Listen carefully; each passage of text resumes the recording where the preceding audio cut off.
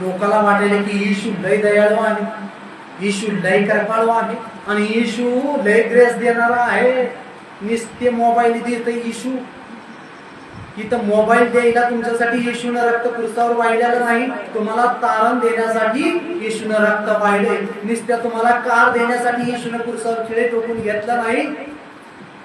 नुसतं तुम्हाला गोव्याला फिरायला ऐश करायला क्रूसावर रक्त वाहिलेलं नाही. ध्यानात ठेवा. मी तुम्हाला का सांगत आहे, लोकांना वाटतंय की ख्रिस्ताचं जीवन म्हणजे ग्रेस, आमच्यासारखा ग्रेस, आमच्यासारखा अनॉइंटिंग, आमच्यासारखा आशीर्वाद प्रभू येशूने कुणाला दिलेला नाही. अनॉइंटिंग नाही.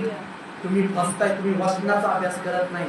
तुम्हाला वाटतंय की देव आम्हाला मोबाईल द्यायलाय, देव आम्हाला कार द्यायलाय, देव आम्हाला बाहेर देशाला घेऊन चाललाय. काही लोकांचं सांगतो असंच चालते.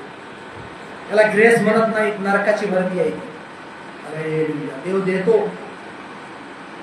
देव देतो, आशीर्वाद देतो, पण देवाचा आशीर्वाद तुम्ही बायबल वाचून बघा, घमंडी आशीर्वाद देव देत नाही.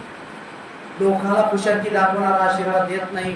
लोकांना आशीर्वादित, या लोकांना नजीक नजीक व्हावं असं घमंडीपणाचा आशीर्वाद ग्रेस देत नाही की लोकांना तुमचे मोबाईल बघावं, अपमानित व्हावं, डिप्रेशन मध्ये जावं, लोकांना तुमचे कपडे बघावं आणि लोक अपमानित व्हावं. ह्याच्यासाठी देव तुम्हाला कृपा देत नाही. हे घमंडी आहे आणि हा घमंड लुसिफर गुण आहे आणि लुसिफर तुम्हाला पुरवठा करतो. काही लोकांनी कृपा म्हणजे कृपाची वाटच लावली आहे आणि अभ्यास करत नाही, बायबलला कधी हाताळलेला नाही. हालेलुया. यांना वाटते की आम्ही फांदी आहोत, बघा आम्हाला किती फळं लागायले, आम्हाला कार आहे, आम्हाला बंगला आहे, आम्हाला शेती बाडी आहे, आमच्याला आम्ही बीज आहोत, एवढे बीज आहे की आम्हाला एक सेकंद सुद्धा घरामध्ये वेळ नाही. अरे वेळ नाही, तुम्ही नरकात चालला, तुम्हाला कळणार, शैतान तुम्हाला फसवत चाललाय. हालेलुया. मागच्याच आठवड्यात सांगितलं प्रार्थना नसेल तर नरकात चालला तुम्ही. तुम्हाला वाटलं की देव आमचा लय उपयोग करतोय, देव आम्ही लय फांदीला फळं लागलेत आमच्या, आम्हाला एक मिनिटाचा बी वेळ नाही. अरे तुझं मेंढरे बघ, तुझे मेंढरे कुठं चालले ते. प्रभू येशूनं म्हटला पेत्राला, काय म्हटला, माझे मेंढराचा. हालेलुया. म्हणून प्रभू येशू म्हणतो की आपण आपल्या लेकरांची काळजी घेतलं पाहिजे. आई म्हणून, वडील म्हणून आपले मेंढर काय करायले, आपले लेकर काय करायले, महिन्यातून एकदा कधी तर सूर्य आपला उगवणार त्या मंदिरामध्ये.